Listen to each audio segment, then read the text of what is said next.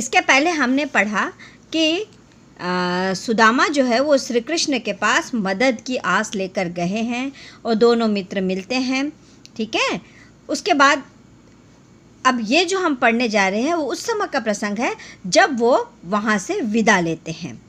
वो हमेशा के लिए तो नहीं गए थे, वो तो मदद की उम्मीद से गए थे ना, तो अब वो वापस हो रहे हैं। तो देखिए क्या बोलते हैं, उनके दिमाग में क्या आता है। वह पुलकनी वह उठी मिलनी, वह आदर की बात, वह पठवनी गोपाल की, कछु न जानी जात। घर घर कर ओढ़त फिरे, तनक दही के काज, कहाँ भयो जो अब भयो, हरि की राज समाज। अब जब वो वहाँ से लौट रहे हैं तो खाली हाथ लौट रहे हैं, क्योंकि श्री कृष्ण ने उन्हें कुछ भी नहीं दिया। तो देखिए उनके मन में क्या विचार आ रहे हैं, किनके मन में, सुदामा के मन में, क्योंकि ईश्वर की महिमा को तो हर कोई नहीं समझ सकता ना। तो यहाँ पर वो मदद की आस के लिए गए, श्री कृष्ण ने उनका बड़ा आदर सत्कार भी किया, लेकिन जब वो वापस आ रहे थे तो उनके हाथ में कुछ भी नहीं दिया था। तो देखिए उन्हीं की बात को यहाँ पे उन्होंने बताया है कि इनके मन में विचार आते हैं कि जब मैं गया तो वो उठकर दौड़कर आए, मुझे इतना मान सम्मान दिया, है ना, इतना मान सम्मान दिया, लेकिन जब मैंने वहाँ से विदा ली तो मुझे कुछ भी नहीं दिया। बोलते हैं आखिर श्री कृष्ण को समझना हर किसी के बस की बात नहीं। बोलते हैं देखिए राजा तो वो अभी बने हैं ना, लेकिन श्री कृष्ण है तो वही जो घर घर जाकर माखन खाते थे, घर घर जाकर थोड़े से माखन के लिए, दही के लिए चोरी करते थे। माखन चोर कहा जाता है ना श्री कृष्ण को मुरलीधर, माखन चोर, ये दोनों भी कहा जाता है। तो अब देखिए वो क्या बोल रहे हैं। हाँ आवत नाही हुतो, वाही पठयो ठेली, अब कहीं हाँ समुझाए कै, बहुधन धरो सकेली। बोलते हैं मैं तो जाना ही नहीं चाहता था, मेरी तो बिल्कुल इच्छा ही नहीं थी, वो तो मुझे मेरी पत्नी ने ज़बरदस्ती वहाँ धक्का देकर भेजा है ना। तो आखिर उनकी बीवी नहीं उन्हें भेजा था ना। तो बोलते हैं खाली हाथ तो थे और अंदर से बहुत खिन्न थे, उनका दिमाग ख़राब था कि इतना सब कुछ किया, श्री कृष्ण ने मान सम्मान दिया, लेकिन आते समय मेरे हाथ में कुछ भी नहीं दिया। तो बोलते हैं मैं तो आना ही नहीं चाहता था, मुझे ज़बरदस्ती भेजा था उसने।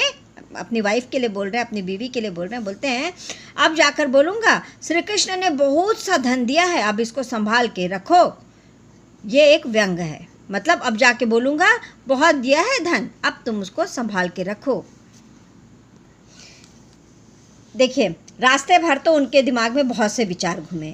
अब जब वो अपने गांव पहुंचते हैं तो देखते हैं वैसो ही राज समाज बने गज, बाजी घने मन संभ्रम छायो, कैदों पर्यो कहूँ मार्ग भूली की, फिरे कै मैं अब द्वारका आयो। जब वो अपने गांव जाते हैं तो जहाँ वो रहते वहाँ वो झोपड़ी को ढूंढते हैं, वहाँ देखते हैं कि वैसे ही महल है ना, और वहाँ पर हाथी है, वैसे ही बाजा गाजा बज रहा है जैसे कि उन्होंने द्वारका में देखे थे। तो उनको एकदम शक होने लगता है कि कहीं मैं रास्ता भूल के फिर से वापस द्वारका तो नहीं आ गया, घूम फिर के मार्ग भूल के फिर से मैं वहाँ तो नहीं आ गया, सारी चीज़ें वैसी ही दिख रही हैं। भौन बिलोकिबे को मन लोचत, सोचत ही सब गाँव मझायो। जब वो बड़े ध्यान से देखते हैं तो उनको समझ में आता अच्छा ये तो मेरा ही गांव है। पूछत पांडे फिरे सब सौ पर, झोपड़ी को कहूँ खोज न पायो। वो सब जगह अपनी झोपड़ी के बारे में पूछ रहे हैं कि यहाँ तो मेरी झोपड़ी थी, वो झोपड़ी कहाँ चली गई, यहाँ तो महल बन के तैयार हो गया है, यहाँ तो महल है, मेरी झोपड़ी कहाँ है।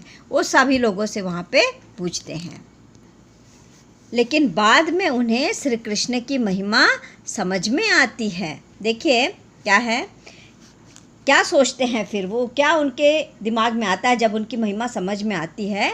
तो देखिए बोलते हैं कै वह टूटी सी छानी हती, कह कंचन के अब धाम सुहावत, कै पग में पनही न हती, कह लय गजराजहु ठाड़े महावत।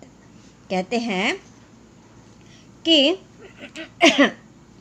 कहाँ मेरे सिर पर एक टूटी फूटी सी झोपड़ी थी और मेरे सामने अब कंचन यानी सोना, सोने का महल खड़ा है, मेरे पास तो पहनने के लिए पैर में जूते भी नहीं होते थे। पहले के लोग खड़ाऊ पहनते थे, लेकिन यहाँ जूते शब्द का इस्तेमाल है। जूते भी नहीं होते थे, लेकिन अब सवारी के लिए गजराज यानी हाथी, महावत हाथी को लेकर खड़ा है।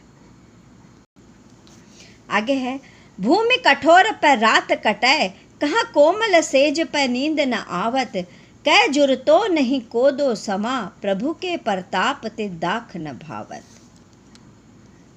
देखिए यहाँ बोल रहे हैं, पहले कठोर भूमि पर सोता था, लेकिन अब कोमल बिस्तर है, कोमल गद्दे हैं, वैसे बिस्तर हैं, लेकिन वहाँ पर भी वैसी नींद नहीं आती। ये बात सही है, जिसको जैसी आदत पड़ जाती है उसको वैसा ही अच्छा लगने लग जाता है। लेकिन ये सारी सुख सुविधाएं श्री कृष्ण ने वैसे ही उनको उपलब्ध कराई जैसे कि सुदामा ने द्वारका में श्री कृष्ण के पास देखी थी और जो श्री कृष्ण की थी। ये कहते हैं, कै जुरतो नहीं कोदो समा, मतलब सबसे सस्ता चावल जो है खाने का, है ना।